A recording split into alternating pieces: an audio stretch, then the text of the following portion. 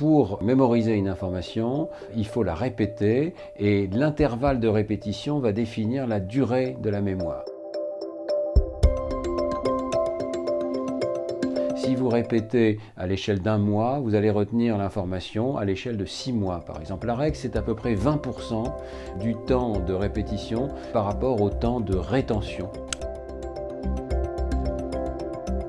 N'attendez pas la dernière minute, révisez régulièrement et entrecoupez de brèves périodes de révision, de périodes de sommeil, parce que pendant le sommeil, votre cerveau va en fait consolider l'information. Et puis, faites des petits tests, mettez à l'épreuve votre connaissance, préparez peut-être par exemple des fiches sur lesquelles d'un côté il y a écrit la question et de l'autre la réponse, parce que ça va vous permettre de vous auto-tester et de vérifier si vous avez retenu ou pas l'information.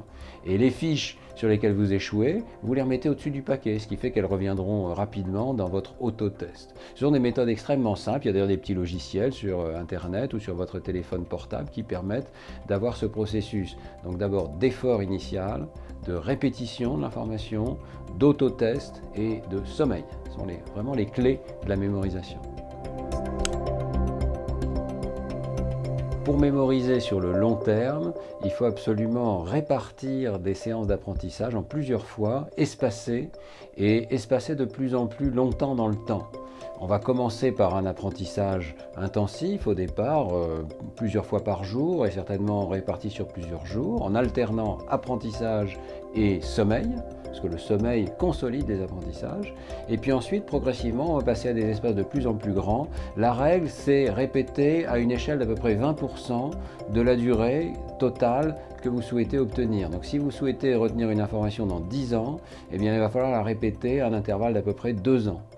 Donc répéter, revenir et bien sûr se tester, c'est-à-dire savoir si on fait une erreur ou pas. Lorsque vous vous trompez, c'est un moment d'apprentissage, votre cerveau peut corriger en tenant compte de l'erreur qui a été faite.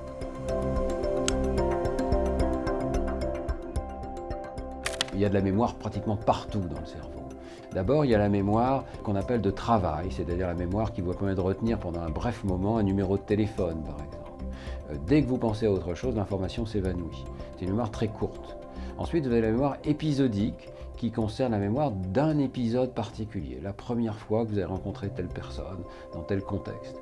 Mais pour que ça devienne une mémoire qui a du sens, sémantique, il y a tout un travail supplémentaire qui va être fait de répétition de cette information et d'intégration de cette information à l'intérieur de votre réseau de connaissances. Alors, très concrètement, la première fois que vous entendez un mot anglais, par exemple, il va s'inscrire comme un épisode dans votre cortex hippocampique, dans l'hippocampe. Et puis, pendant la nuit, cet épisode va être répété, amplifié des dizaines de fois et progressivement va se transférer dans la mémoire sémantique, principalement localisée au niveau du cortex cérébral et dans différentes régions suivant le contenu de cette connaissance.